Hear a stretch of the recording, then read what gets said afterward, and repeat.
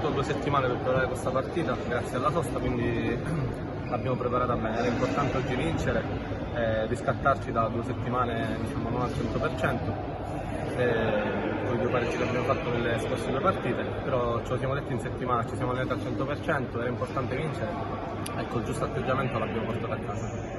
Diciamo che comunque non abbiamo mai cambiato atteggiamento, l'atteggiamento nostro è stato sempre in qualsiasi partita così propositivo.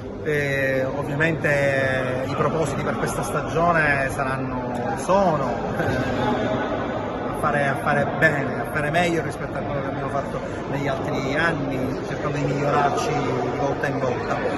Non è un mistero che abbiamo creato una squadra per poter fare il salto di qualità e cercheremo di onorare fino all'ultimo ogni partita.